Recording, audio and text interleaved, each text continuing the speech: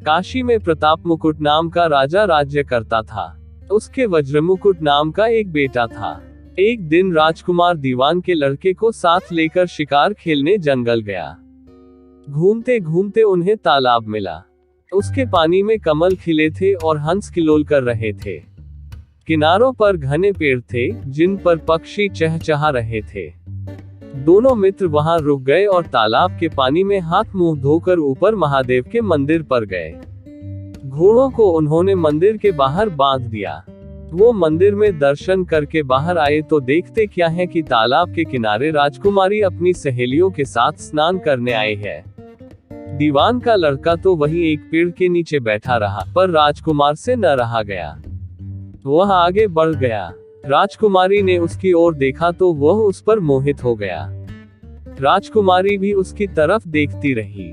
फिर उसने किया क्या कि जुड़े में से कमल का फूल निकाला, कान से लगाया, दांत से कुतरा, पैर के नीचे दबाया और फिर छाती से लगा, अपनी सखियों के साथ चली गई।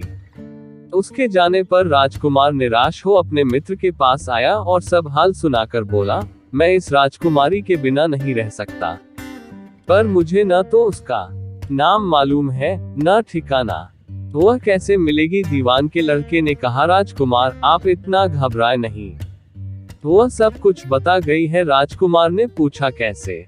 वह बोला, उसने कमल का फूल सिर से उतार कर कानों से लगाया तो उसने बताया कि मैं कर्नाटक की रहने वाली हूँ।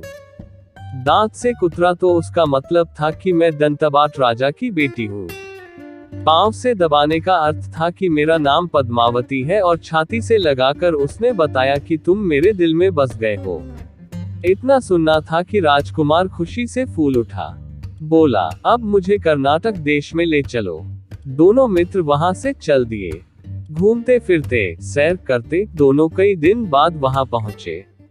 राजा के महल के पास गए तो एक बुढ़िया अपने द्वार पर बैठी चरखा काटती मिली। उसके पास जाकर दोनों घोड़ों से उतर पड़े और बोले, माए, हम सौदागर हैं। हमारा सामान पीछे आ रहा है, हमें रहने को थोड़ी जगह दे दो। उनकी शक्ल सूरत देखकर और बात सुनकर बुढ़िया के मन में ममता उमड़ आई। बोली, बेटा तुम्हारा घर है, जब तक जी में आए रहो। दोनों वहीं ठहर गए। दीवान के बेटे ने उससे पूछा, माए तुम क्या करती हो? तुम्हारे घर में कौन कौन है? तुम्हारी गुजर कैसे होती है? बुढ़िया ने जवाब दिया, बेटा मेरा एक बेटा है जो राजा की चाकरी में है। मैं राजा की बेटी पद्मावती की धाय थी। बूढ़ी हो जाने से अब घर में रहती हूँ। राजा खाने पीने को दे देता है। दिन में एक बार राजकुमारी को देखने महल में जाती हूँ। राजकुमार ने बुढ़िया को कुछ धन दिया और कहा, माए कल तुम वहां जाओ तो राजकुमारी से कह देना कि जेठ सुदी पंचमी को तुम्हें तालाब पर जो राजकुमार मिला था वह आ गया है। अगले दिन जब बुढ़िया राजमहल गई तो उसने राजकुमार का संदेशा उसे दे दिया। सुनते ही राजकुमारी ने गुस्सा होकर हाथों में चंदन लगाकर उसके गाल पर तमाचा मारा और कहा, मेरे घर से निकल जा। बुढ़िया ने घर आकर सब हाल राजकुमार को कह सुनाया। राजकुमार हक्का बक्का रह गया। तब उसके मित्र ने कहा, राजकुमार आप घबराए नहीं, उसकी बातों को समझें। उसने 200 उंगलियां सफेद चंदन में मारी, इससे उसका मतलब यह है कि अभी 10 रोज चांदनी के हैं। उनके बीतने पर मैं अंधेरी रात में मिलूंगी। 10 दिन के बाद बुढ़िया ने फिर राजकुमारी को खबर दी तो इस बार उसने केसर के रंग में 3 उंगलियां डुबोकर उसके मुंह पर मारी और कहा, भाग यहाँ से। बुढ़िया ने आकर सारी बात सुना दी। राजकुमार शोक से व्याकुल हो गया। दीवान के लड़के ने समझाया, इसमें हैरान होने की क्या बात है? उसने कहा है कि मुझे मासिक धर्म हो रहा है। 3 दिन और ठहरो। 3 दिन बीतने पर बुढ़िया फिर वहां पहुंची। इस बार राजकुमारी ने उसे फटकार कर पश्चिम की खिड़की से बाहर निकाल दिया। उसने आकर राजकुमार को बता दिया। सुनकर दीवान का लड़का बोला, मित्र, उसने आज रात को तुम्हें उस खिड़की की राह बुलाया है। मारे खुशी के राजकुमार उछल पड़ा। समय आने पर उसने बुढ़िया की पोशाक पहनी, इत्र लगाया, हथियार बांधे। दोपहर रात बीतने पर वह महल में जा पहुंचा और खिड़की में से होकर अंदर पहुंच गया। राजकुमारी वहां तैयार खड़ी थी। वह उसे भीतर ले गई। अंदर के हाल देखकर राजकुमार की आंखें खुल गईं। एक से एक बढ़कर चीजें थी। रात भर राजकुमार राजकुमारी के साथ रहा। जैसे ही दिन निकलने को आया कि राजकुमारी ने राजकुमार को छिपा दिया और रात होने पर फिर बाहर निकाल लिया। इस तरह कई दिन बीत गए। अचानक एक दिन राजकुमार को अपने मित्र की याद आई। उसे चिंता हुई कि पता नहीं उसका क्या हुआ होगा। उदास देखकर राजकुमारी ने कारण पूछा तो उसने बता दिया। बोला, वह मेरा बड़ा प्यारा दोस्त है, बड़ा चतुर है। उसकी होशियारी ही से तो तुम मुझे मिल पाए हो। राजकुमारी ने कहा, मैं उसके लिए बढ़िया बढ़िया भोजन बनवाती हूँ। तुम उसे खिलाकर तसल्ली देकर लौट आना। खाना साथ में लेकर राजकुमार अपने मित्र के पास पहुंचा।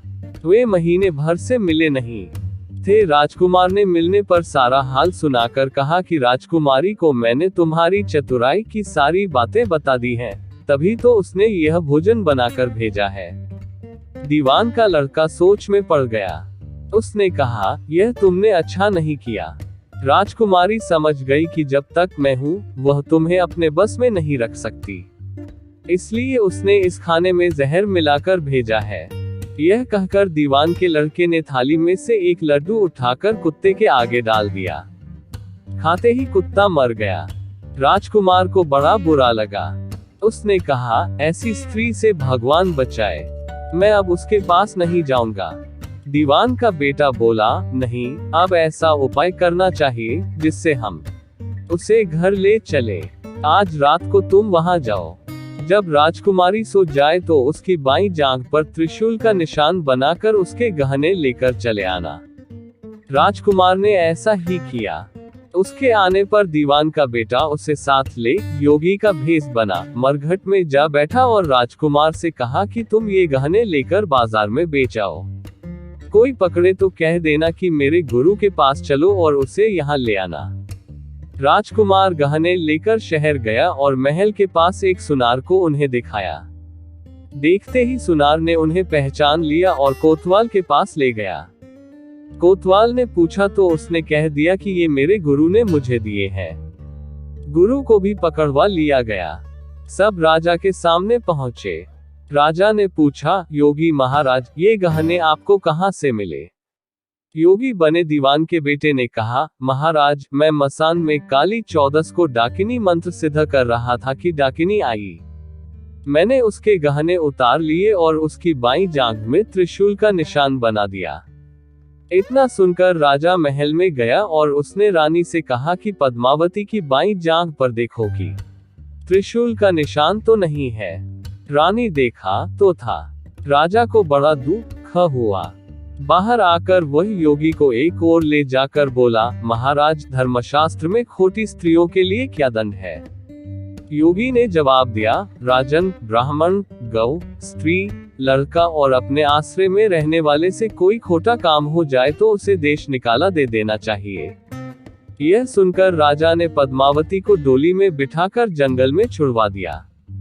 राजकुमार और दीवान का बेटा तो ताक में बैठे ही थे। राजकुमारी को अकेली पाकर साथ ले अपने नगर में लौट आए और आनंद से रहने लगे। इतनी बात सुनाकर बेताल बोला, राजन, यह बताओ कि पाप किसको लगा है? राजा ने कहा, पाप तो राजा को लगा। दीवान के बेटे ने अपने स्वामी का काम किया। कोतवाल ने राजा को कहना माना और राजकुमार ने अपना मनोरथ सिद्ध किया। राजा ने पाप किया, जो बिना विचारे उसे देश निकाला दे दिया। राजा का इतना कहना था कि बेताल फिर उसी पेड़ पर जा लटका। राजा वापस गया और बेताल को लेकर चल दिया। बेताल बोला, राजन सुनो, एक कहानी और सुनाता हूँ। अगर आपको हमारी कहानी पसंद आती है तो हमारे चैनल को सब्सक्राइब करें, नए हैं तो सब्सक्राइब करें, बेल आइकॉन दबाएं ताकि हम जब भी नई वीडियो लेकर आए तो नोटिफिकेशन आपको सबसे पहले मिलते हैं कोई नई कहानी के साथ। धन्यवाद।